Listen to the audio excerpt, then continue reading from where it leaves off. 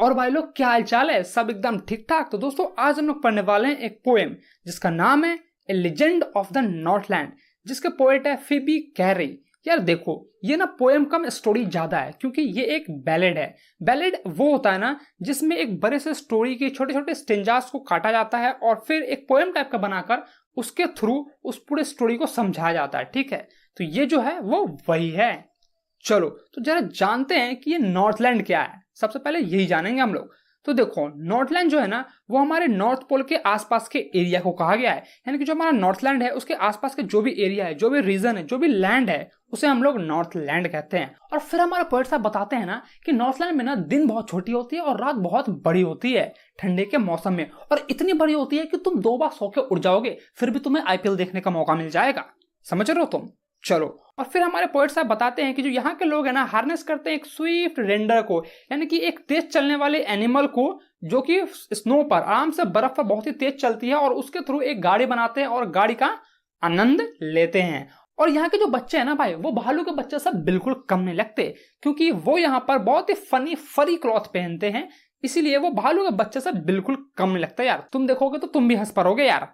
चलो और यहाँ के जो लोग हैं ना वो अपने बच्चों को एक स्टोरी जरूर सुनाते थे जिसका रियलिटी से कोई संबंध नहीं है, ऐसा पोएट का मानना है। लेकिन पोएट चाहते हैं कि मैं तुम्हें फिर भी वो कहानी सुनाऊं ताकि तुम्हें कोई सीख मिले। ठीक है, टेल का मतलब यहाँ पर दिया हुआ है स्टोरी, TALE। ठीक है, इसका मतलब दिया हुआ है स्टोरीज का मतलब होता है यहाँ पर। ठीक है, तो चलो जरा हम भी जानते हैं कि वो स्टोरी क्या है। ये स्टोरी है एक सेंट पीटर की। अगर सिंपल भाषा में बोलूं तो भाई ये हमारे एक बाबा की है। हाँ जी, वही साधु बाबा की कहानी है। ठीक है, चलो तो जरा देखते हैं कि यह कहानी में क्या हो रहा है।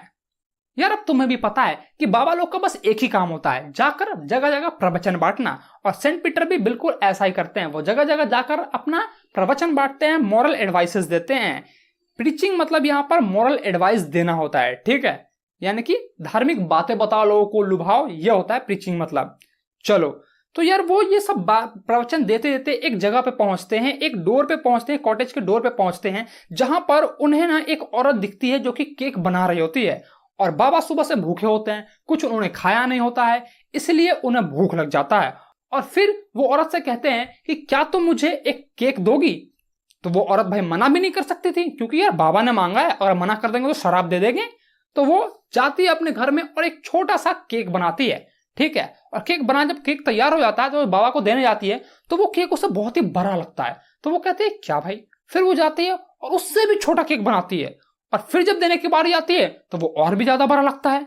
और फिर वो तीसरी बार जाती है और तीसरी बार में जो भी बचा खुचा होता है, एक टीनी स्क्रैप, ठीक है, स्क्रैप मतलब होता है जो भी बचा खुचा है, ठीक है, तो उसे जाती है, उसके थ्रू जो भी उसका बेलना वाला बेलती है और एक केक तैयार करती है। और फिर से केक तैयार करने के बाद जब देने का टाइम आता है तो फिर से वो बड़ा दिखने लगता है। तो वो औरत अपने आप से कहती है मतलब हद है, जब मैं खाती हूँ तो मुझे छोटा लगता है और अब जब देने की बारी आई तो मुझे बहुत बड़ा लग रहा है।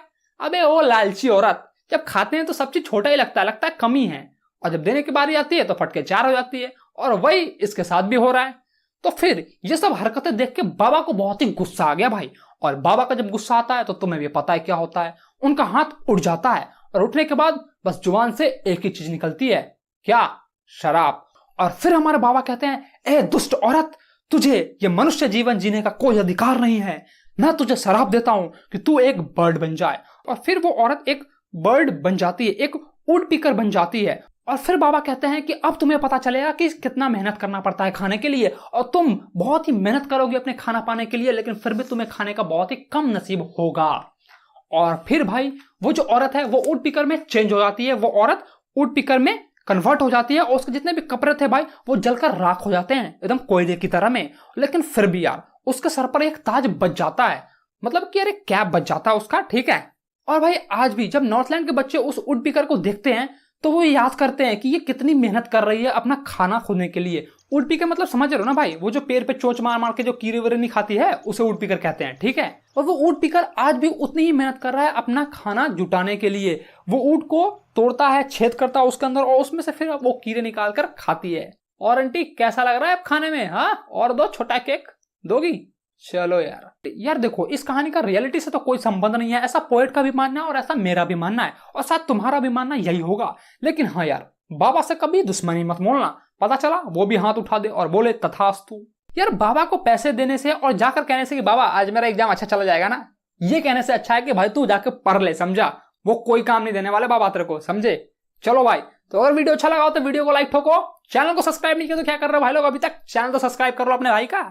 चलो, और अगर इंस्टाग्राम पर मुझे फॉलो नहीं किया तो जाओ इंस्टाग्राम पर मुझे फॉलो करो यार। Okay, bye.